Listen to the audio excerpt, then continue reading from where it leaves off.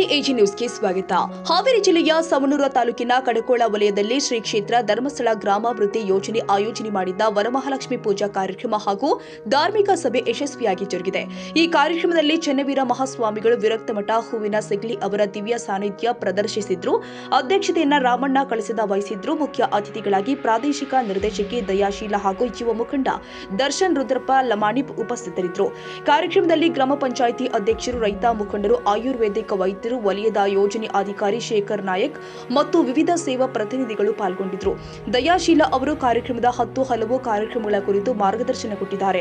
Doctor LG ನಗರಹಳ್ಳಿ ಧಾರ್ಮಿಕ ಕಥೆಗಳು ಹಾಗೂ ಭಕ್ತಿ ಭಾವಗೀತೆ ಕುರಿತ ಪ್ರವಚನ ಕೊಟ್ಟಿದ್ದಾರೆ. ನಂತರ ದರ್ಶನ್ ರುದ್ರಪ್ಪ ಲಮಾಣಿ ಗ್ರಾಮಗಳ ಅಭಿವೃದ್ಧಿ ಹಾಗೂ ದೇಶದ ಪ್ರಗತಿಯ ಕುರಿತು ಮಾತನಾಡಿದರು. ಬಸವರಾಜ್ ಹುಲಗೂರು ಮಹಿಳೆಯರಿಗೆ ಆರ್ಥಿಕ ಅವಕಾಶವನ್ನು ಒದಗಿಸುವ ಯೋಜನೆಗಳ ಬಗ್ಗೆ ಮಾಹಿತಿ ಹಂಚಿದ್ದಾರೆ. Raviraj S, Haveri, AG news.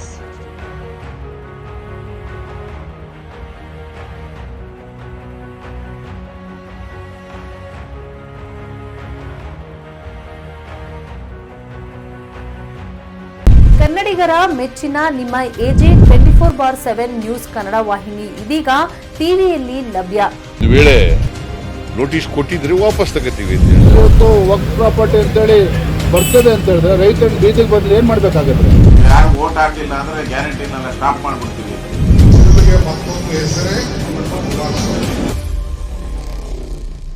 Karnataka ಮತ್ತು ದೇಶ ವಿದೇಶ 360 ಡಿಗ್ರಿ ಸುದ್ದಿ ಹಾಗೂ ಉತ್ತರ ಕರ್ನಾಟಕ, ಬೆಳಗಾವಿ, ಬಾಗಲಕೋಟೆ, ಧಾರವಾಡ, ಹಾವೇರಿ, ಗದಗ, ಬಿಜಾಪುರ ಜಿಲ್ಲೆಯ ಕ್ಷಣ ಕ್ಷಣದ ವಿವರವನ್ನ ಪಡೆಯುವುದಕ್ಕೆ ಎಜೆ 24/7 ನ್ಯೂಸ್ ಕನ್ನಡ ವಾಹಿನಿಯನ್ನ ಲೈಕ್ ಮಾಡಿ, ವಿಡಿಯೋಗಳನ್ನ ಶೇರ್ ಮಾಡಿ, ಕಮೆಂಟ್ ಮಾಡುವ ಮೂಲಕ ನಮ್ಮ ವಾಹಿನಿಗೆ ಸಹಕಾರ ನೀಡಿ ಮತ್ತು ಚಾನೆಲ್ ಅನ್ನ ಸಬ್ಸ್ಕ್ರೈಬ್ ಮಾಡಿ.